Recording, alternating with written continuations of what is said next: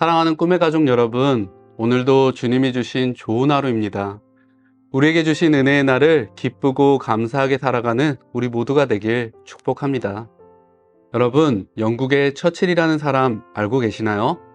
우리가 잘 알다시피 그는 예언자적인 통찰력과 결단력으로 칠흑과 같은 어둠에 빠진 영국을 구해낸 전쟁의 영웅이었습니다. 만약 그가 없었다면 히틀러의 독일이 세계를 지배했을 것이고, 히틀러가 세계를 지배했다면 오늘날 우리가 누리고 있는 자유민주주의는 사라졌을 것입니다. 처칠은 폭력과 억압이 가득한 고통스러운 세상이 되는 것을 막아준 시대의 영웅인 것이에요. 그래서 우리는 처칠이 위대하다 말합니다. 그의 위인전을 기록하여 기념하는 이유도 그가 이룬 위대한 업적들 때문이죠. 그런데 여러분, 이렇게 위대하다 칭송받는 처칠에게도 고통스러운 인생의 시간이 있었다는 사실을 아시나요? 모든 것이 완벽해 보이는 처칠에게도 커다란 고통의 시간들이 있었습니다. 처칠의 집안에는 심한 우울증의 병력이 있었죠. 그래서 그런지 그의 아버지는 45세의 나이에 정신질환으로 세상을 떠났습니다. 그리고 그의 어머니는 방탕했고 아내는 불안증으로 처칠과 떨어져 지내는 시간이 매우 많았죠. 그의 자녀 4남매 중 3명은 알코올 중독, 우울증으로 이른 나이에 스스로의 삶을 마감했습니다. 처칠의 삶이 매우 위대한 듯 보여도 그의 삶의 반대편은 고통으로 점철된 인생이었음을 확인할 수 있는 것이죠. 하지만 그는 불굴의 의지와 하나님을 향한 믿음으로 시대의 영웅이 되었습니다. 그에게 주어진 고통을 이겨내며 그는 강한 사람이 되었고 난세에 나라를 구한 영웅이 된 것이에요. 많은 사람들이 고통의 현실이 찾아오면 그 고통에 집중하며 절망하고 좌절합니다. 하지만 우리는 믿음의 눈으로 고통 뒤에 있는 하나님의 축복을 바라보아야 합니다. 믿음의 눈으로 바라볼 때 우리의 인생은 고통을 딛고 다시 일어설 수 있게 되는 것이죠. 그런 점에서 오늘 본문에 등장하는 바울은 고통과 아픔 속에서도 믿음의 눈으로 위대한 일을 바라보았고 실행했던 신앙의 모범이라 할 수 있습니다.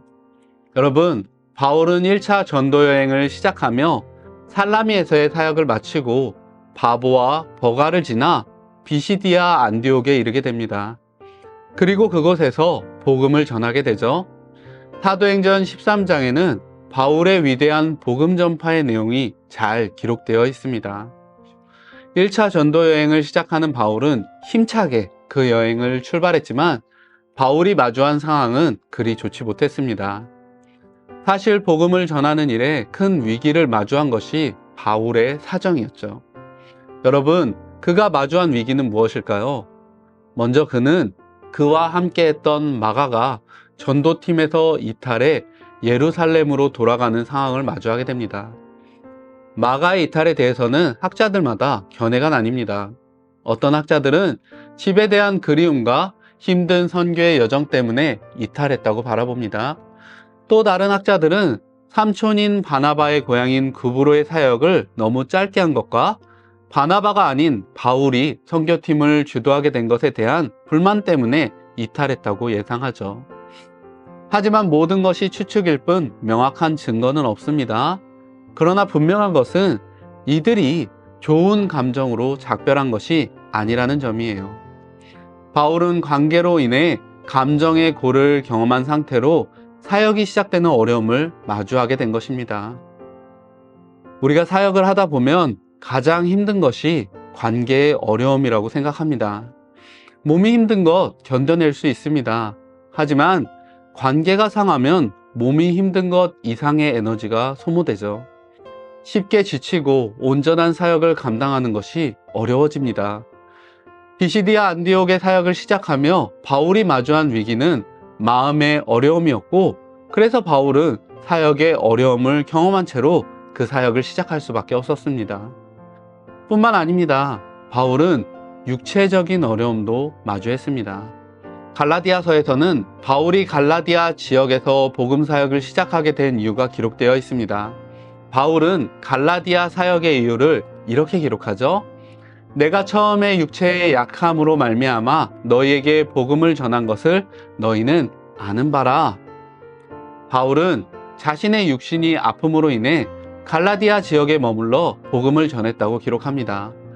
학자들은 그가 아픔으로 인해 머물게 된 지역이 오늘 본문에 등장하는 비시디아 안디옥일 것이라 예상하죠. 결국 바울은 육신의 연약함과 마음의 상함을 가지고 비시디아 안디옥에서의 사역을 시작했던 것입니다. 하지만 여러분, 모두가 포기할 만한 순간, 더 이상 앞으로 나갈 수 없을 것만 같은 순간에 바울의 선택은 힘써 복음을 전하는 것이었습니다. 본문 16절은 그런 바울의 굳은 모습과 결심을 잘 보여주죠. 손짓으로 사람들을 집중시키며 유대인과 이방인들을 불러 그들에게 들으라 말하는 바울의 모습은 본인에게 주어진 고통의 환경이 아닌 하나님께 집중하는 사람의 모습을 보여줍니다. 그의 삶의 최고의 목적이 복음을 전하는 것이었고 바울은 그 사명을 충실히 이행하는 모습을 보여주는 것이에요. 여러분, 바울은 오늘 우리에게 성도의 삶의 최고의 목적이 무엇인지에 대해서 알려주고 있습니다. 성도인 우리에게 주어진 사명은 복음을 전하고 복음을 살아내는 것입니다. 물론 인생에 어려움이 있겠지만 그 어려움에 빠져 절망하거나 좌절하지 않고 온전히 주님을 바라보고 주님께 집중하는 삶을 살아가라고 우리에게 권면하고 있는 것이에요. 사랑하는 꿈의 가족 여러분, 오늘도 우리에게는 많은 인생의 어려움들이 있을 것입니다. 하지만 멈춰서지 마시고 복음의 삶을 살아내시기 바랍니다. 우리가 우리에게 주어진 사명에 집중할 때 우리의 삶을 통해 하나님이 일하시는 것을 바라보게 될 것입니다.